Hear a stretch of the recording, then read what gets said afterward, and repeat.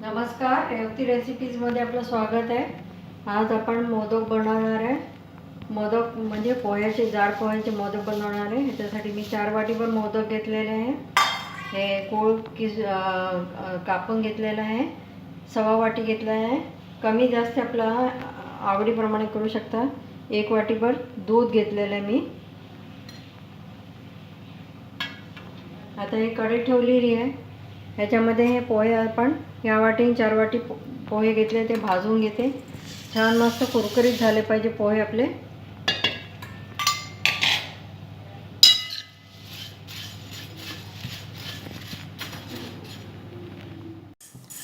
छान भाजून घ्यायचे, असे कुरकुरीत झाले पाहिजे.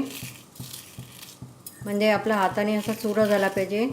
हे मोदक असे होतात की तोंडात टाकतातच विरघळून जातात.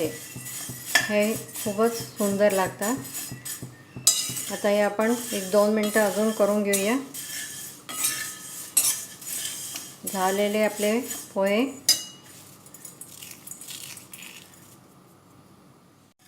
आता 1-2 मिनटं झालेले आपले, म्हणजे एकूण साधारणतः 7 ते 8 मिनिट लागतात पोहे कुरकुरीत व्हायला.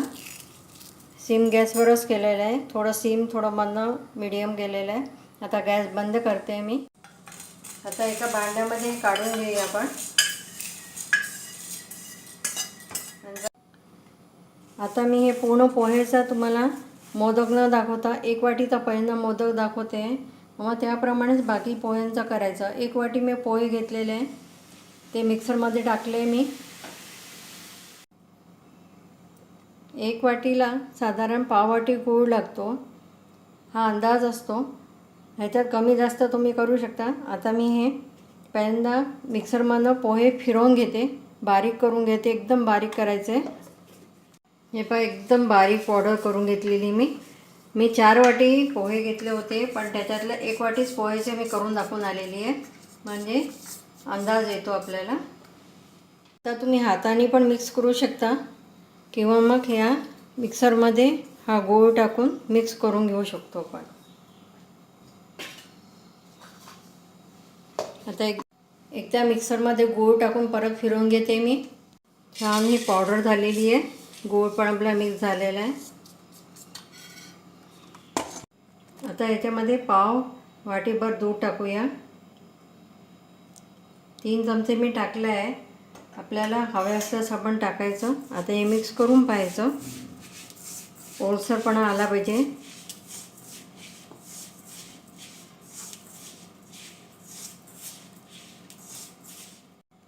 तीन चमचे टाकलं होतं. आता 1 चमचा परत दूध टाकते, कारण हे एवढंच घट्ट झालं होतं. आपल्या मोदक साचामध्ये झाला पाहिजे व्यवस्थित.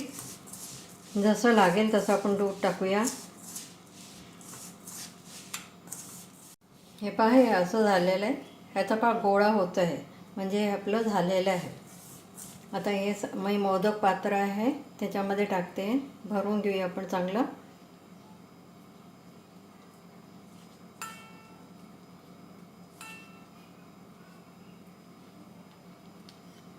हे मोदक खूपच छान होता. तोंडात टाकतातच विरघळून जातात अक्षरशः हे.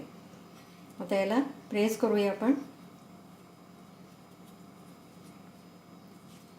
पाठीमागनं पण प्रेस करूया, दाबून घेऊया चांगलं.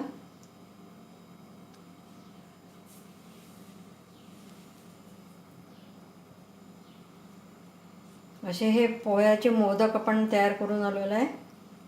आता हे वा, खूप सुंदर आलेलं आहे शेप, पाहू शकता. हे बाजूचं जे आहे ते थोडं हाताने असं करून टाकायचं. मी एक मोदक ऑलरेडी करून पाहिला होता. हे पहा किती सुंदर दिसतात. हे असेच सगळे मोदक आपण करून घेऊया. पुन्हा मी एक मोदक करून दाखवते. आज चतुर्थी आहे. चतुर्थी असल्यामुळे किंवा गणपती बाप्पा आता बसणार आहे, तर त्यावेळेला आपल्याला मोदक करायचे असतात. तर झटपट होणारी ही रेसिपी आहे. पटकन दिशा होतो आहे. दाबून घ्यायचं, चांगलं प्रेस करायचं त्याला. खालनंही दाबून घ्यायचं. हे मोदक पण जास्ती दिवस राहत नाही, फ्रीजमध्ये ठेवले तर 2 दिवस राहतात, जास्ती दिवस राहत नाही.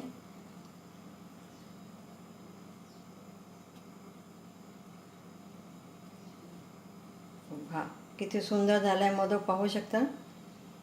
असे मी मोदक बनवून घेते आता. हे पहा आपले मोदक तयार झालेले. गणपतीसाठी 21 मोदक तयार केले आपण. पोह्याचे मोदक तयार झालेले, तोंडात टाकतातच विरघळून जातात हे असे मोदक आपले. खूप सुरेख झालेले. तुम्ही पण नक्की करा. तुम्हाला आवडले असल्यास लाईक करा, चॅनलला सबस्क्राईब करा, व्हॉट्सअप आणि फेसबुकवर टाका.